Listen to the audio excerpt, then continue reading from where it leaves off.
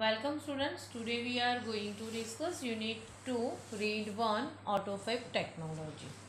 વિદ્યાર્થી મિત્રો AutoFab technology એટલે કે જે ટેકનોલોજી છે જે ટેકનોલોજીને આધારે ઇઝીલી આપણે વસ્તુનું ઉત્પાદન કરી શકીએ.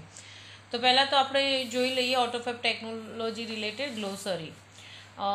ગ્લોસરીમાં સ્પેલિંગ મીનિંગ અને એના સિમિલર વર્ડ્સ પણ આપણને આપેલા છે. તો તમારે જે રીતે વિડીયોમાં આપ્યું છે એ રીતે નોટબુકમાં લખવાનું છે અને લર્ન પણ કરવાનું છે. જોઈએ હવે ફેબ્રિકેટ એટલે કે નિર્માણ કરવું અથવા તો રચના કરવી, દેટ મીન્સ મેક. ઓટોમેટેડ એટલે સ્વચાલિત અથવા તો જાતે કામ કરતું.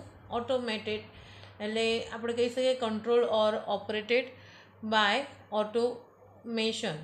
નેક્સ્ટ છે ડાયમેન્શનલ એટલે કે પહોળાઈ, ઊંચાઈ કે લંબાઈ પરિણામોને લગતું એટલે કે માપ કહી શકાય. એને આપણે રિલેટેડ ટુ વેઇટ અથવા તો હાઇટ ઓર લેન્થ. રો મટીરિયલ્સ એટલે કે કાચો માલ, નેચરલ અનપ્રોસેસ્ડ.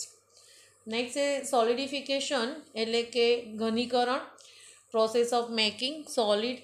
નેક્સ્ટ છે પોલિમર એટલે કે natural occurring or synthetic compound એટલે કહી શકાય કે કુદરતી કે કૃત્રિમ રાડ.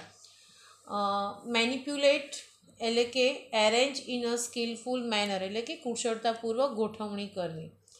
પ્રોપર્ટી એટલે કે ફિઝિકલ પ્રોપર્ટી ઓફ મેટર એટલે કે વસ્તુનો ગુણધર્મ. નેક્સ્ટ છે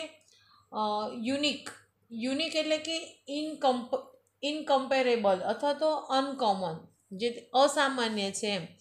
તો આ રીતે આપણે સ્પેલિંગ, મિનિંગ અને એના નિયરેસ્ટ મિનિંગ પણ આપણને આપેલા છે, તો એ પણ આપણે જોતા રહેવાનું.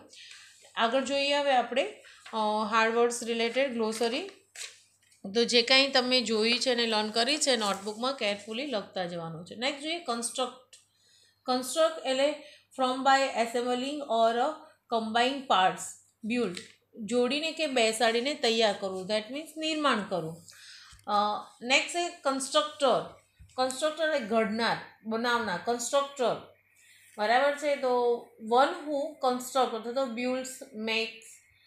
નેક્સ્ટ છે લાયબિલિટી એટલે ઓબ્લિગેશન, રિસ્પોન્સિબિલિટી, દેટ મીન્સ કહી શકાય કે જવાબદારી અથવા તો આવશ્યક કર્તવ્ય. નેક્સ્ટ છે પેટન્ટ એટલે કે અન્યની વસ્તુના ઉપયોગ માટે અપાતો પરવાનો અથવા તો ઇજારો, that means license, copyright.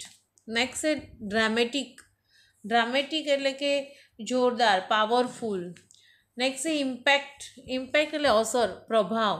Next છે એસેમ્બલી એટલે કે યંત્રના ભાગનું જોડાણ, combination of different parts of machine. Next છે ઇન્સ્પેક્શન એટલે એક્ઝામિનેશન્સ, રિવ્યૂ એટલે કે બારીક તપાસ, ઝીણવટપૂર્વક તપાસ. નેક્સ્ટ છે ડ્યુરેબિલિટી એટલે કે ટકાઉપણું, કહી શકાય લાસ્ટિંગનેસ.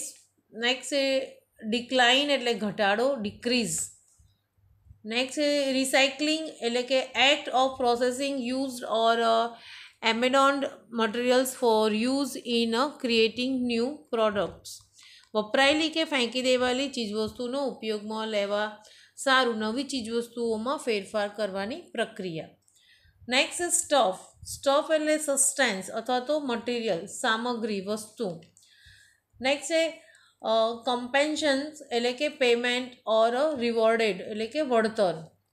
નેક્સ્ટ છે એન્વાયરમેન્ટ એટલે કે ઇકોલોજી અથવા તો પર્યાવરણ. એન્વાયરમેન્ટને આપણે ઇકોલોજી પણ કહી શકીએ.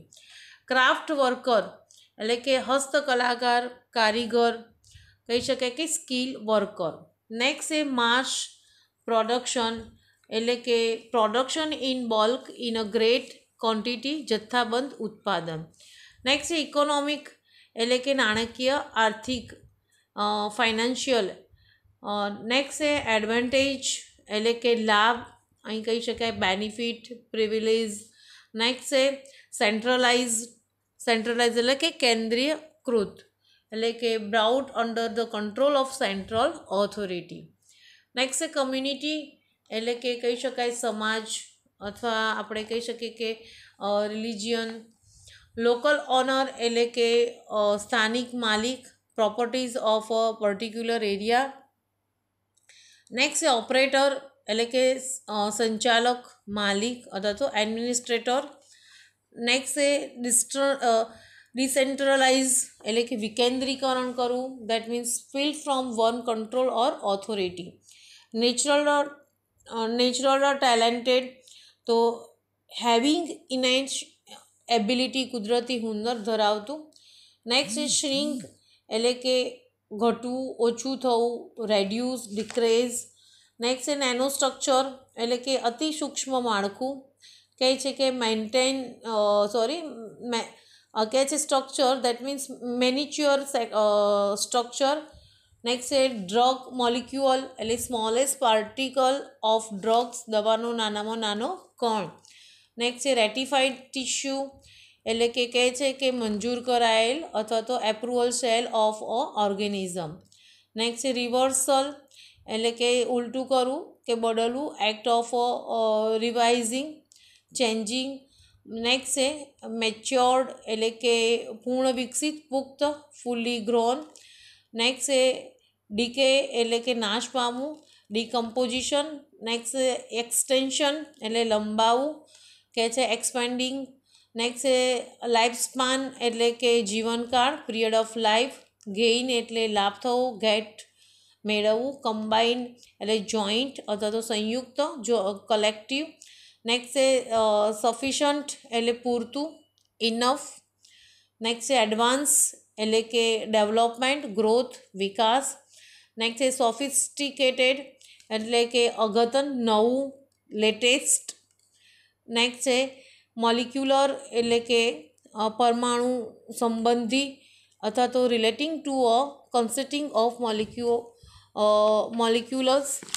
તો આપણે આ જોયા હાર્ડવર્ડ્સ મિનિંગ અને એના નિયરેસ્ટ મિનિંગ સાથે સ્પેલિંગ પણ છે.